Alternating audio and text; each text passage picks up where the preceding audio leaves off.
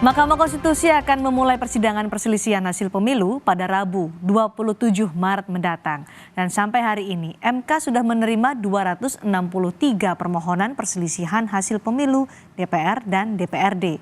Sementara untuk DPD ada 11 permohonan perselisihan dan 2 permohonan hasil pemilu presiden yang masing-masing diajukan oleh Timnas Anies Mohaimin dan TPN Ganjar Mahfud. Di tahun 2019 lalu, Saudara, MK menerima 262 permohonan perkara hasil pemilihan umum 2019. Jumlah permohonan ini lebih sedikit dari permohonan hasil pemilu tahun 2024. Pada 2019, keputusan MK tidak banyak mengubah hasil pemilu presiden versi KPU yang memenangkan pasangan Joko Widodo Ma'ruf Amin.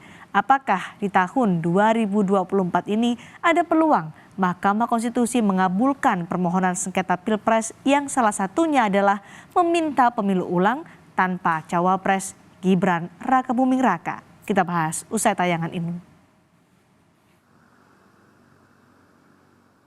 Sidang sengketa Pilpres 2024 akan dimulai Rabu 27 Maret.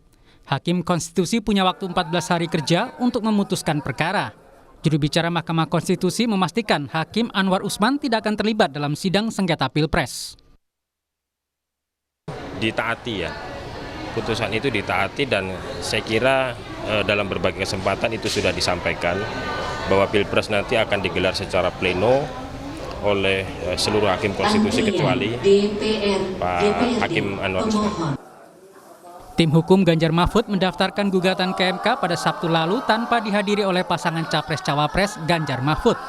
Selain meminta pemilu ulang di semua TPS, tim hukum Ganjar Mahfud juga meminta MK mendiskualifikasi pasangan Prabowo Gibran karena dianggap melanggar hukum dan etika.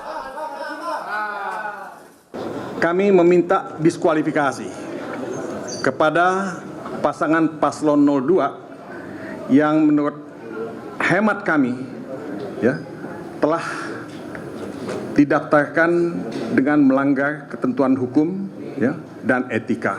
Dan itu sebetulnya sudah dikonfirmasi oleh MK-MK dan terakhir oleh DKPP.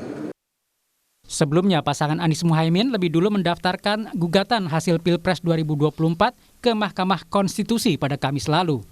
Senada dengan tim hukum Ganjar Mahfud, tim hukum Anies Mohaimin meminta pemilu ulang tanpa diikuti Gibran Rakabuming Raka. Kesalahan pencalonan calon wakil presiden di 02. Dari awal proses tersebut bermasalah dan lanjutan masalahnya luar biasa. Karena kebetulan calon wakil presiden ini adalah anak seorang presiden sehingga membawa dampak yang begitu luar biasanya.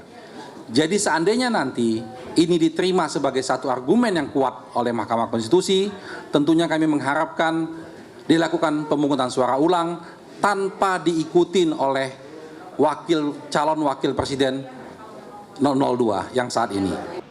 Wapres terpilih pemilu 2024 Gibran Rakabuming Raka menghormati upaya hukum yang ditempuh kedua paslon. Mengenai permintaan pemilu diulang, Gibran mempertanyakan apabila paslonnya kalah, apakah pemilu akan diminta ulang terus hingga menang? Ya, salah satunya itu. Adanya permintaan kualifikasi terhadap pemilu, Mas. Kedua paslon, 1 dan 3, Mas. Ya, dari paslon 1, paslon 3 ada, jika ada hal-hal yang kurang berkenan, sudah ada jalurnya masing-masing. Ya, minta pemilu. Semuanya. Ya, monggo. Diproses saja melalui jalur-jalur yang sudah ada. Ya. Tapi minta pemilu ulang, Mas, relevan nggak sih, Mas? Meminta pemilu ulang itu relevan nggak? Ya, monggo. Itu tadi loh jawaban saya. Jika nomor 1, nomor 3 ada hal-hal yang kurang berkenan, silakan diproses melalui jalur-jalur yang sudah ada. Oke. Kalau pemilu diulang tanpa Mas Gibran itu tanggapannya gimana, Mas? Misalnya nanti diulang, terus jagoannya kalah, apa minta diulang lagi? Apakah minta diulang sampai menang? Ya, itu. Ya, sekali lagi, kalau ada yang kurang berkenan, silakan melalui jalur-jalur yang sudah ada, ya. Kan sudah ada mekanismenya sendiri-sendiri. Ya. perhatian kini tertuju pada para hakim Mahkamah Konstitusi. MK sebagai benteng terakhir penjaga konstitusi harus memutus sengketa hasil pemilu dengan adil berdasarkan bukti-bukti yang ada. Tim Liputan Kompas TV.